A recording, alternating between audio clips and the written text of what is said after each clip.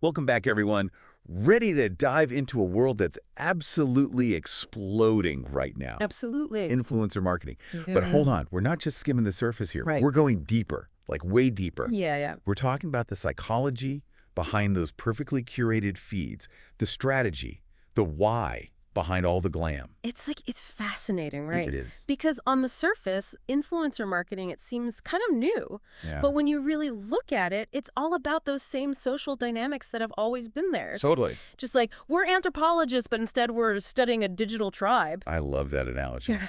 And our guidebook for this digital safari, a 2019 research paper titled The Big Four of Influencer Marketing, a typology of influencers. Okay, before you say anything, I know 2019 sounds like ancient history in internet years, right? It does, yeah. But trust me, the insights in this paper, they're timeless. Yeah. These researchers, they really went deep interviewing influencers to figure out what makes them tick, what motivates them to do what they do, how they build those massive dedicated communities. And what they found is it's not just about how many followers you have. No. It's about the relationship between the influencer and their followers. And you know what's really cool? What's that? They found 4 main types of influencers. Okay, 4 main types. Yeah, and this is where it gets really, really interesting, especially if you're trying to understand this whole world. Absolutely. Whether you're a business trying to navigate this landscape or, let's be honest, someone who spends way too much time scrolling. Totally, yeah. So who are these influencers? Let's meet them.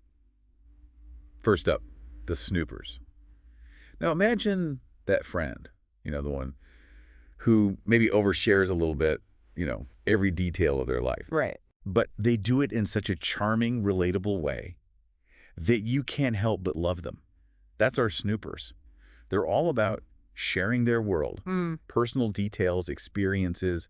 It's authentic. It's relatable. And the thing about Snoopers is it's all about connection for them. Like, they really genuinely love engaging with their audience. They love that one-on-one interaction. Just like you're getting a peek into their lives. Exactly. And that's so valuable, especially for, think about small businesses, right? Yeah. That are trying to build a community. That personal touch is everything. Makes them feel like they're part of something. Exactly. The researchers even mentioned a couple of examples. They mentioned the Green Spirit for lifestyle and Netted on Tour for travel, although who knows if those are even around anymore. Oh, I'm sure things have changed. Things change so fast. The influencer landscape changes faster than a TikTok trend, right? That's for sure. And speaking of trends, up next, we have the informers. The brainy ones. Yeah, they are. They're the niche experts, the ones filling in all those knowledge gaps that your quick Google search just can't handle. Think specialized advice, really in-depth information, almost like your trusted professors, but online. And here's the thing about informers, they take that trust very, very seriously. Oh, yeah. It's not about hype, it's about meticulous research and accuracy. They really, really value that. And that's why they attract those really loyal followings, the people who are craving that really high quality information. I can see that. It's like you almost feel like you're going back to school in a good way. In a good way. Like you're actually learning something. And it's so much more engaging, oftentimes, than just reading it in a textbook, Totally. So you can imagine someone like, I don't know, maybe their biograph for really in-depth storytelling, or Mather Redder making math actually fun. See, now that's talent. I know, right? Okay, ready for the next type? Hit me. Because it's showtime. It's the entertainers. And this is where influencer marketing gets really interesting, really glossy, really high production. You're talking catchy music, slick videos, the whole package. They're here to entertain first and foremost. Yeah, and what's interesting about entertainers is often there's a whole team working behind the scenes. Oh, for sure. So while it still feels personal, that connection with the audience isn't quite as one-on-one as it might be with a snooper, for example. Right, it's more about that broad appeal. Exactly. Think about it. Big budget campaigns aiming for massive reach, they can't always, have the bandwidth for that really deep individual engagement. Yeah, it makes it. They're going for those big numbers, right? Exactly. So you think about Baby's Beauty Palace, blends beauty, lifestyle, comedy, huge following. Or Montana Black in the gaming world, again, massive. Huge, yeah. But again, who knows? Who even knows who's at the top of those charts now? I mean, it changes so fast. Oh, yeah, absolutely. And that's what makes it so exciting. It does. Okay, last but not least, we have the Infotainers. The best of both worlds. They really are. They're like the charismatic professors of the influencer world. Yes. They're taking complex topics and somehow making them engaging, making them fun. And the thing is, they have to walk this really fine line Oh, yeah. because they have to maintain their authority. Like, they have to know what they're talking about. But they need that credibility. Exactly. But they also have to be relatable. Yes, they can't be boring. It's a delicate balance. It is a delicate balance. But when they get it right, it's magic because then they can reach a much wider audience. For sure. For sure. So they're like the secret life of scientists, right? Making science cool. Cool, exactly. Or someone like Sophia Thiel in the fitness space. Yeah. Making healthy living, dare I say it, entertaining. I know, right? Who knew? So we've met our 4 influencer types. We have. Snoopers, informers, entertainers, infotainers. But here's the thing. There's a plot twist. It's not enough to just put them in a box. Right. And that's what we're going to dive into next. I'm intrigued. It's like we've met the characters, but now we need to really understand their motivations, their journeys. Yeah, it's like we've only seen the highlight reel so far. Exactly. Yeah. So where do we go from here? How do we dive deeper into this whole influencer typology? Well, the researchers, they didn't just want to categorize influencers and call it a day. Right. They wanted to understand what makes them tick. Okay. And they found 2 key factors that really determine where an influencer falls on this whole spectrum. Okay, I'm listening. Domain breadth and social presence. Domain breadth. Social presence.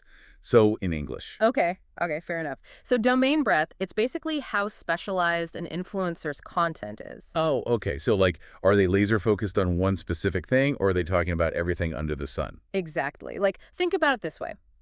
You've got your influencer who is the go-to source for, like, I don't know, vintage sneaker. Okay. Vintage sneakers. Niche. I like it. Right. They know everything about vintage sneakers. They live and breathe vintage sneakers. They are the vintage sneaker expert. So their domain is very narrow, but very deep. Exactly. Now, on the other hand, you've got your influencer who's talking about everything from, like, sustainable living to their latest sourdough bread recipe. Okay, so a little bit of everything, broader appeal. Exactly. And both of these approaches, they have their own strengths and weaknesses, right? Right. So like if a brand is trying to reach, I don't know, hardcore sneakerheads, that vintage sneaker influencer is going to be a lot more valuable to them than the sourdough bread enthusiast, probably. Exactly. It's all about finding the right match, the right influencer for the right audience. It's like matchmaking, but for marketing. Exactly. Now, social presence, that's all about connection. It's how much an influencer actually interacts with their audience, how responsive they are, how genuine those interactions feel. Okay. So it's not just about having 1 million followers. It's about like actually engaging with them, responding to comments, having conversations, making people feel seen. Exactly. And you know what? The research actually found that there's a direct link between high social presence and how valuable an audience finds an influencer. Oh, really? Mm-hmm. Interesting. Why is that? Well, think about it. When someone takes the time to respond to your comment, to acknowledge you, it makes you feel valued, right? Like you're part of a community. Yeah, totally. It's like they actually read my comment. They care what I think. Exactly. And that feeling, that sense of connection, it's huge. It builds trust. It builds loyalty, which in the influencer marketing world are like gold. It's like the holy grail of marketing. So, okay, we've got domain breadth, how specialized their content is. We've got social presence, how connected they are with their audience. Exactly. But here's something I've always wondered. Do influencers, like, do they stay in their lane? That's a great question. Or do they, like, evolve over time? Could a snooper become an infotainer? It was like, do they find their lane and just stay in it? Or is there, like, some kind of influencer evolution happening? It's a really interesting question. And actually, one of the things that makes this research so compelling is that it acknowledges that influencer journeys can be really dynamic. They're not static. Influencers change and evolve over time. Okay, so it's less about, like, fixed categories and more about, like, a spectrum or something. Exactly. Think of it more like a journey. Okay. Like they're leveling up their skills and their content as they go. So where does it all begin? Like, does everyone start out as a wide-eyed snooper, just sharing, what they had for breakfast with the world? Well, interestingly, the research suggests that most influencers actually start their journey as either snoopers or informers. Okay. It's like that initial spark usually comes from a place of genuine passion. Makes sense. Whether it's a love for connecting with people or a desire to share their knowledge and expertise. Right, because you don't just, like, magically appear one day with a perfectly curated feed and a team of sponsors banging down your door. Right. Exactly. It's a process, you know? It's trial and error. It's finding your voice, finding your audience. And what's really interesting is how big of a role audience feedback plays in all of this. Oh, so you're saying, like, those comments, those DMs, those aren't just for, like, racking up engagement. No, no, there's so much more than that. They Lovely. are literally a gold mine of information. Think about it. You're getting direct feedback from your audience about what they love, what they want more of, maybe even what's falling flat. So an informer who's super passionate about, I don't know, let's say ancient history, Right. they might notice that their, like, explainer videos are getting tons of views, Right. but they're, like, more personal posts about their cat, not so much. Exactly. And that might lead them to lean more into the educational content, maybe create even more in-depth videos, start a website, who knows? Interesting. So there's still that same passionate history buff at their core. Exactly. They've just refined their approach based on what's resonating. It's like they're getting real-time feedback on their content, and they can adjust accordingly. Exactly. Or like maybe a snooper, they start to get feedback that people really love their sense of humor. Okay. Their like really relatable take on everyday life. And so they start to incorporate more comedic elements into their content. Maybe they even transition into more of an entertainer role. Oh, that's cool. I like that. So they're evolving, but they're staying true to themselves in a way. Exactly. And then there's that really interesting path to becoming an infotainer. Right, right. Because that seems like kind of a tricky one to pull off. It is. Because you need both the expertise and the entertainment factor. Exactly. And often it's a transition that happens when either an informer or an entertainer figures out how to strike that perfect balance. Like they unlocked a secret level or something. Exactly. And it just goes to show how dynamic this whole world is. It really is. Yeah. And how much those relationships, between influencers and their audiences, Mm, how much those really matter. absolutely. It's not just about the numbers, it's about the connection. It's about building a community. I like that. So the next time we're all like scrolling through our feeds, endlessly scrolling, it might be worth taking a moment to like appreciate the journeys that these influencers have been on. I love that. Think about what motivates them, the content they create, the communities they build, and maybe even use those 4 types, right?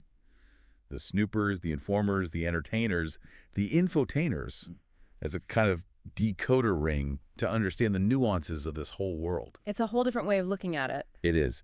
And on that note, we're going to wrap up this deep dive into the world of influencer marketing. But before we go, one last thought for you to ponder. Where do micro-influencers and even virtual influencers fit into all of this? Do the same rules apply, or are they playing a whole different game? Let us know what you think, and we'll see you next time for another deep dive.